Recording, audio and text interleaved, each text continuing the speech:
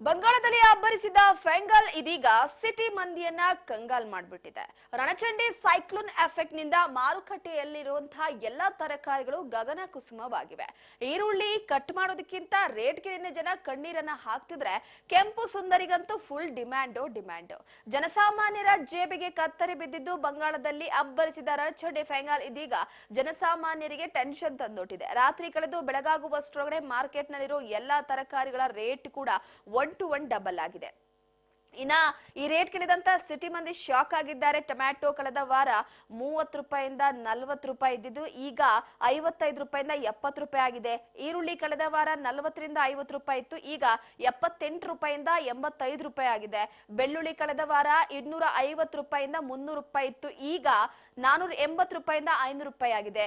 ಮೆಣಸಿನಕಾಯಿ ಕಳೆದ ವಾರ 40 ರಿಂದ 50 ರೂಪಾಯಿ ಇತ್ತು, ಇದೀಗ 79 ರೂಪಾಯಿಂದ 90 ರೂಪಾಯಿ ಆಗಿದೆ. ಇನ್ನು ರೇಟ್ ಕೇಳಿ ಶಾಕ್ ಆದ ಗ್ರಾಹಕರೆಲ್ಲ 1 ಕೆಜಿ ಖರೀದಿ ಮಾಡ್ತಾ ಇದ್ದವರು ಅರ್ಧ ಕೆಜಿನೇ ಸಾಕು ಅಂತಿದ್ದಾರೆ. ಗ್ರಾಹಕರು ಮಾತ್ರ ವ್ಯಾಪಾರಸ್ಥರು ಕೂಡ ವ್ಯಾಪಾರ ಇಲ್ಲದೆ ಅಸಮಾಧಾನವನ್ನ ವ್ಯಕ್ತಪಡಿಸಿದ್ದಾರೆ. ಏಕಾಏಕಿಯಾಗಿ ಈ ಪಟ್ಟಿ ದರ ಏರಿಕೆ ಆಗಿರೋದಕ್ಕೆ ಕಾರಣ ಮತ್ತದೇ ಫೆಂಗಲ್ ಆಗಿದೆ.